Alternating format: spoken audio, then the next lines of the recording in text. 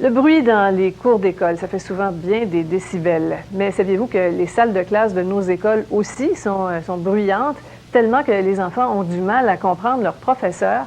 Une enseignante de Delson, sur la rive sud de Montréal, a décidé de s'attaquer au problème. André Ducharme. Pour que paix et bonheur règnent dans nos cœurs. Dès le début de l'année, Magda Fares enseigne à ses élèves cette chanson sur le contrôle du bruit. Pour une meilleure performance, écoutons le silence.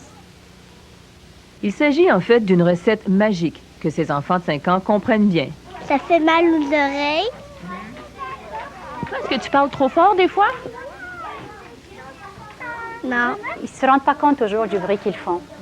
Il faut toujours constamment les ramener à ça. Cette diplômée en musique enseigne depuis plus de 20 ans. Elle a constaté que le bruit nuisait beaucoup à l'apprentissage. Ils apprennent la lecture, l'écriture, ils apprennent toutes les choses essentielles de base. Aujourd'hui, Magda Fares présente un cadeau à ses élèves. Et monsieur, sonomètre. Un véritable sonomètre, un appareil qui enregistre l'intensité du bruit.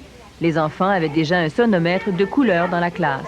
Si quelqu'un crie fort, ça fait à peu près beaucoup de bruit si ça va dans le rouge. 60 décibels, c'est bon.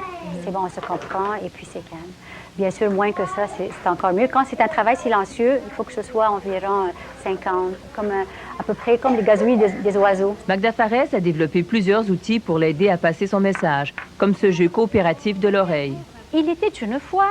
Elle leur raconte aussi l'histoire de Belle et Décibel. Une sirène habituée au calme de l'océan rencontre un garçon qui vit dans le vacarme. Bonjour, Belle! 90 décibels, c'est trop fort! Dans bien des écoles, l'architecture n'aide pas, bien au contraire. Le verre, le ciment, ça fait rebondir le son, donc ça a un effet néfaste pour la réverbération, c'est très mauvais. Magda Fares a donc pris d'autres moyens pour diminuer le bruit ambiant. André Ducharme, TVA, à Delson.